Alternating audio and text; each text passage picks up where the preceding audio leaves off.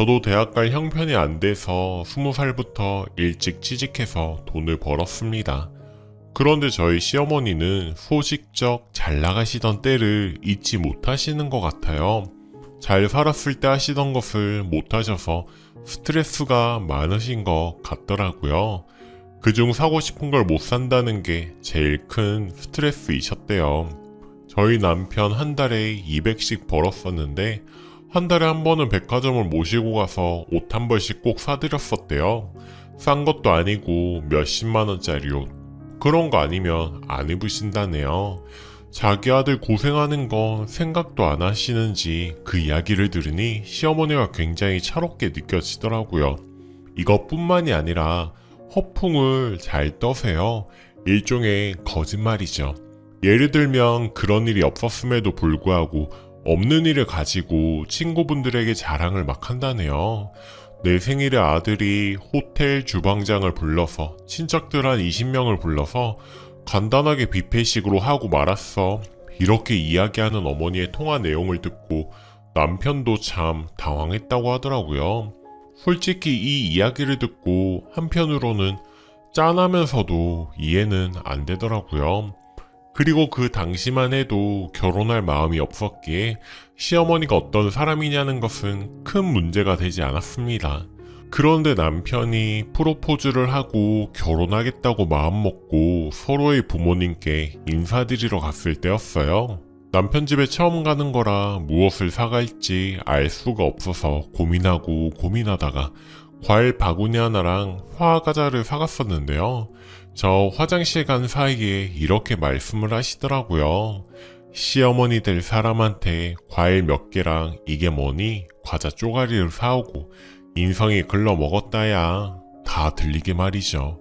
그때는 저도 물정을 잘 모르니 내가 잘못 사왔나? 그래, 처음 사오는 건데 신경 좀 더 쓸걸 이라고 생각을 했습니다. 그리고 상견례를 잡을 때였는데요. 남편이랑 저는 그냥 간소하게 가까운 한식집을 생각하고 있었는데 어머님께서 전화가 오셔서 하는 말이 호텔로 예약했다 하시더라고요. 값비싼 호텔로 예약하셨다고. 상견례까지 무슨 호텔을 잡나 싶었습니다. 그것도 인당 가격이 엄청난 호텔 식당인데 솔직히 저희하고는 분수에 안 맞는 곳이었죠. 남편이 어머님께 화도 내보고 잘 말도 해봤는데 고집을 못 꺾고 결국에는 그 값비싼 호텔에서 중상 가격의 코스 요리를 먹고 상견례를 끝냈네요. 그리고 결혼 날짜를 잡고 우리 집에서 혼수에 갔는데 어머님께서 저만 따로 부르시더라고요. 미안하다. 보다시피 우리 집에 돈이 한 푼도 없단다. 사부인께는 내가 잘 말할 테니 그렇게 알고 있어라. 응? 이러시는데 너무 당황스러워서 할 말도 없었네요. 돈 없는 거야 원래부터 알고 있었지만 너무 당당하게 말씀을 하시니 기가 막히더군요. 결국 집도 저희 엄마가 구해주셨습니다. 제 돈을 좀 보태서 전세 아파트 23평으로 구했네요. 물론 저희 남편 돈은 좀 들어갔지만 저희 시어머니 돈은 결혼 준비 전 과정에서 한 푼도 안 들어갔습니다. 그래도 남편을 사랑했기에 결혼을 진행하였는데 한 번은 정말 결혼을 깨려고 마음도 먹었습니다. 저희 엄마가 모아놓은 돈 90% 정도를 써서 집도 마련해 주시고 웨딩드레스 등등 이런 거 준비한다고 제가 모은 돈도 다 보태며 정말 자금이 빠듯했는데 어머님께서 전화가 오셔서 하신다는 말씀이 결혼식장은 호텔로 하자꾸나 라고 하시더라고요. 예식장도 빠듯한데 호텔이라뇨. 누가 들으면 호텔 비용을 어머님이 내시는 줄 알 정도로 너무나도 당당하게 말씀을 하시더라고요. 돈 한 푼도 안 보탤 거면서. 그래서 남편한테 말했죠. 누구 보여주려고 호텔에서 결혼을 해? 지금 예식장 비용도 겨우 낼 수 있을 판국에 어머님 친구들 보여주려고 호텔에서 결혼해야 하는 거야? 이렇게 분수에 안 맞는 결혼 나 못해. 결혼식만 올리고 손가락만 빨 거야? 상황에 맞게 결혼식장을 잡아야지. 그랬더니 남편도 말도 안 되는 일이라고 생각했는지 이번엔 어머님을 달래고 이런 거 없이 막 화를 내더라고요. 장모님이랑 땡땡이 얼굴 보기 부끄러워 죽겠어. 제발 그만하세요. 우리 호텔은커녕 지금 예식장 낼 돈도 없어요 하고 막 화를 냈더니 결국 시어머님이 네 마음대로 해라 이 한마디 하셨다네요. 그리고는 입이 툭 튀어나와 내내 삐져 계신 시어머니 마음을 풀어드리려고 같이 가서 제가 한복 한 벌 해드렸습니다. 그렇게 우여곡절 끝에 결혼식을 올렸고 결국에는 신혼여행은 못 갔습니다. 가전을 넣고 가구를 넣으니 돈이 없어서 그냥 당일치기로 받아보고 왔습니다. 받아보고 사진 몇 개 찍고 회를 먹고 그냥 왔습니다. 둘이 그렇게 여행을 갔다 오면서 한편으로는 참 마음이 서글펐지만 인생의 출발을 잘하고자 마음을 계속 다잡았죠. 그런데 2주 전에 저희 집에 어머님을 초대해서 저녁 식사를 하려고 어머님이 집으로 오셨는데요. 저녁 준비하는데 어머님께서 제 핸드폰을 자꾸 만지작 하시더라고요. 저녁 먹고 설거지 할 때도 만지작 하시길래 좀 의아했지만 별말을 하지 않았습니다. 그리고 저녁 식사한 날로부터 3일이 지난 날 어머님께서 친구분들 모임에 나가셨는데 무릎이 아파 못 걸으시겠다고 저한테 모임 장소로 나오라고 하시더라고요. 그래서 갔는데 어머님께서 친구분들에게 사진을 보여주고 계시더라고요. 그런데 어디서 많이 보던 사진이었네요. 알고 보니 제 핸드폰에 있던 바닷가 가서 찍은 사진을 친구분들께 보여주면서 우리 며느리랑 아들인데 이번 신혼여행 가서 하와이 갔다 오고 지중해 갔다 왔잖니 너무 잘 어울리지? 면세점에서 화장품 세트도 사줘서 잘 쓰고 있어. 우리 며느리가 센스가 좀 있어서 화장품 좋은 거 골라왔더라고 하면서요. 전 사진 준 적 없었는데 어떻게 그 사진을 가지고 계신가 했더니 저번에 저녁 식사 때 핸드폰 만지시던 게 사진 보내고 계셨나봐요. 아니 그리고 하와이라뇨. 누가 알아채고 거짓말한다고 그러면 어쩌시려고.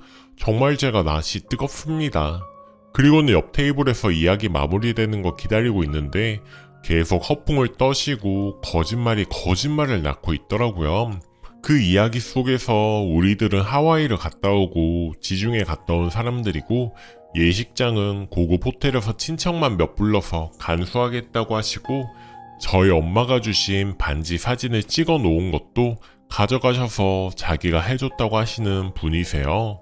지금 살고 있는 집도 자기가 해주고 다 했다면서 며느리는 못만 왔다고 이런 자랑을 계속 하시는데 돌아오는 길에 차마 시어머니 무안해 할까봐 티는 못 냈는데 상황이 너무 심각한 거 맞죠?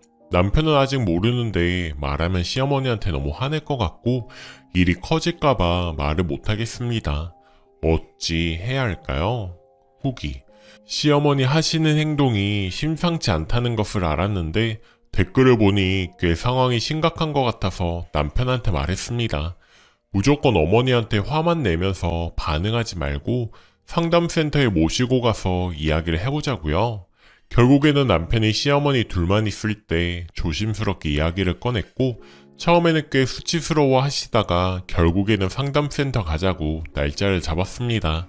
저 지경이 된 모습에 많이 당황스럽고 단순히 어머님을 이상하게만 생각했는데 과거 상처도 많으시고 아버님이 집 나가신 트라우마로 힘드신 것 같아서 좀 안쓰러운 마음이 드네요. 어머님도 이 부분 다 인정하시고 치료를 받아보시겠다고 하니 믿어봐야죠. 더 이상 허풍 허세 없이 분수에 맞게 살겠다고도 다짐을 하셨는데 사람이 그렇게 쉽게 바뀌진 않을 것 같은데 말이죠. 조언 주신 여러분들 덕분에 어머니 마음의 상처를 알게 되었고 치료를 위해 저도 노력하도록 할게요. 정말 감사합니다. 댓글.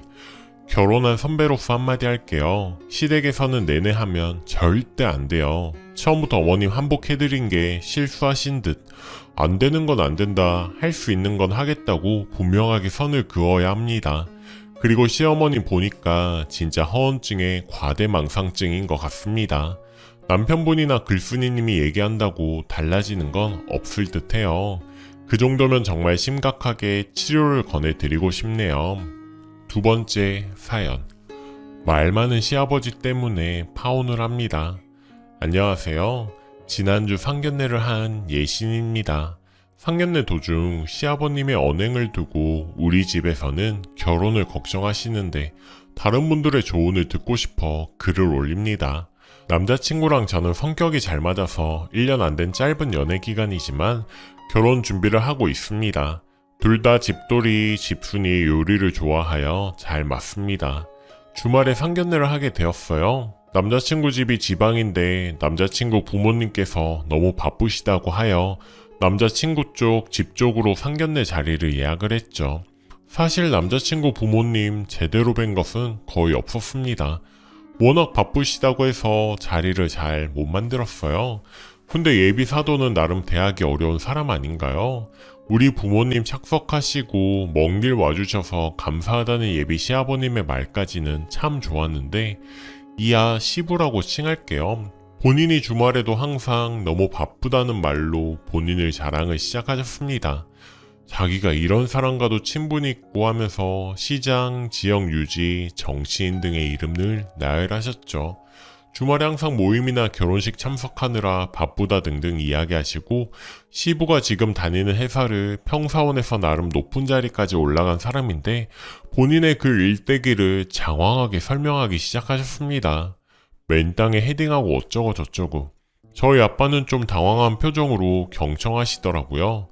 상견례 자리니 다른 얘기로 주제를 좀 돌리려고 하지만 시부는 기승전 자기 자랑이었습니다. 솔직히 저희 아빠 경기고 서울대 나와서 나름 전문직인데 근데 아빠 친구분들 본인들 학교 자랑 그런 거 한 번도 못 들어봤거든요. 그냥 모이시면 학창시절 얘기는 하시지만 시부는 지방대 나왔습니다. 학벌로 뭐라고 하는 게 아니라 본인 대학교 들어가는 얘기도 하시는데 고등학교 때 무슨 우등반이었다? 뭐 이런 얘기까지. 그게 그렇게 상견례 자리에서 해야 하는 이야기인가 싶더라고요. 시부가 으쌰으쌰 좋아하는 스타일이라 매일같이 회식으로 부하 직원들 사기를 올려줬다 이런 얘기가 나올 때쯤 아빠 얼굴을 봤는데 약간 기분이 나쁜 티가 났습니다. 아빠가 한국식 회식 문화를 정말 싫어하세요.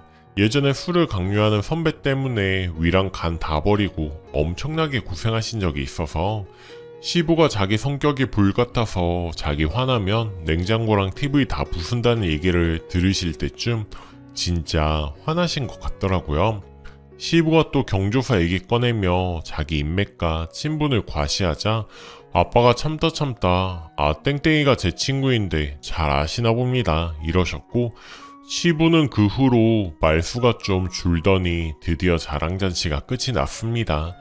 밥이 어디로 들어가는지도 모르게 상견례가 끝났고 운전 내내 아빠는 말 없는 채로 돌아오셨어요. 이때 사실 너무 화가 나서 엄마와 나에게 시부 얘기하기 시작하면 뒷목을 잡다가 사고 날까봐 참고 겨우 운전하신 거라는 걸 나중에 들었습니다. 아빠가 집에 돌아와 나를 붙잡고는 결혼을 다시 생각해보라고 하시더라고요. 너 남자친구 처음 봤을 때 너무 순하게 보여 결혼해도 내가 마음 아플 일은 없겠다 생각을 했는데 지금 보니 순한 게 아니고 아버지기에 눌려 애가 그늘진 것 같다. 결혼하면 그 양반 같은 성격 나올 것 같으니 다시 생각해봐라. 결혼은 신중하게 생각해야 해. 네 인생에 달려있는 문제야. 아빠는 자기 주위든 어디든 나보다 똑똑하고 잘난 사람은 정말 많다고 항상 겸손하라고 하시는데 시부처럼 자기 자랑만 주야장천하는 사람은 처음 봤다고 하십니다. 본인이 그 지방의 왕인 마냥 이야기하셨거든요.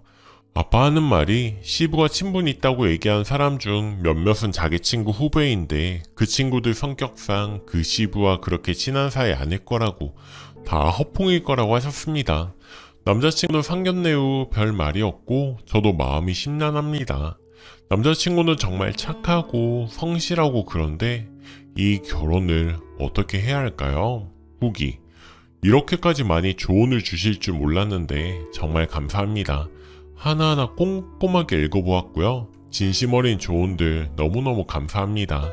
저도 아빠 말씀을 듣고 처음엔 의심 반 여기에 글을 올렸습니다. 댓글들을 쭉 읽으며 내가 하던 고민이 쓸데없는 거였구나 느꼈고요. 결혼을 다시 생각해 보라시던 아빠께 떨떠름하게 대답을 했는데 그 순간이 다시 생각나며 제가 왜 그랬는지 엄마 얘기로는 아빠가 여기저기 연락도 해보신 것 같더라고요. 아마 시부가 아신다는 그 아빠 친구분들이었겠죠. 밤새 뒤척거리시면서 잠도 못 주무셨다고 그러시더라고요. 저녁에 집에서 아빠한테 결혼 안 하기로 결정했다 말씀을 드리니 그래 알겠다 하시며 제 어깨 한번 쓰다듬어 주시고는 방에 들어가셔서 한참 동안 안 나오시더라고요. 왠지 아빠 모습이 너무 쓸쓸해 보이고 마음이 너무 아팠습니다. 절 사랑해 주시는 부모님께 이게 무슨 불효인지 나중에 방에서 나오시고는 이런저런 얘기를 나눴는데 혹시라도 제가 결혼하고 나면 얼마나 힘든 일이 많을까 생각을 하니 잠이 안 오시더라며 결혼 안 하기로 결정했다니 마음이 놓인다고 하셨고 아빠 이야기를 잘 들어주고 고민해줘서 고맙다고 하셨습니다. 결혼하겠다 마음까지 먹었는데 저에게 힘든 선택이었을 거라고 아빠가 아무리 나이가 들어도 딸에게는 항상 든든한 울타리가 되어줄 거라며 힘내라고 하시더라고요. 아빠 속 다 타들어가게 만든 딸인데 너무 죄송했습니다. 마음을 결정한 이상 남자친구에게도 빨리 이야기해보고 헤어지는 것이 맞는 것 같아 내일 보기로 했습니다. 답글을 쭉 읽으며 저도 이제까지 별 생각 없이 넘어갔던 게 하나둘 떠오르더라고요. 시부는 무슨 고급 외제차 리플에서 다니신다고 들었고 결혼식장도 저는 주차나 분위기 위주로 고르자고 했는데 남자친구 쪽은 무조건 하객들 수용 많이 되는 곳을 원했었고 패백에 올리는 음식도 제일 비싼 거로 하자고 했었습니다. 그 정도는 양보할 수 있겠다 생각을 했는데 결혼하면 아마 이게 끝이 아니겠죠. 많은 분께서 조언을 주셔서 저도 정말 정신이 번쩍 든 것 같습니다. 정말 저 비유처럼요. 지난주까지만 해도 헤어진다는 걸 생각도 해보지 못했는데 이렇게 마음의 정리가 되는 제가 좀 냉정한 것 같기도 하고요. 다들 조언 주셔서 정말 감사합니다. 내일 남자친구 만나러 가기 전에 계속 열심히 읽고 마음 단단히 먹고 가겠습니다. 댓글 아버님이 맞는 거예요. 저도 같은 입장이었는데 결혼을 강행해서 살아보니 힘들어요. 신랑과는 문제 없지만 시아버지 하는 아이 대화조차 안 합니다. 모든 게 자기 위주이고 남의 말 아니 자기 자식 말조차 듣질 않아서 혼자입니다. 저도 입 닫은 지 오래고요. 가슴 한쪽에 늘 멍이 들어있는 느낌. 엄마 말 안 들어서 벌 받는 느낌이에요. 님은 다시 한번 천천히 생각해도 늦지 않습니다. 힘들겠지만 좋은 결정하시길 기원합니다. 오늘 제가 준비한 사연은 여기까지입니다. 여러분은 어떻게 생각하시나요? 오늘도 낭만캐스터와 함께 행복한 하루 보내세요. 감사합니다.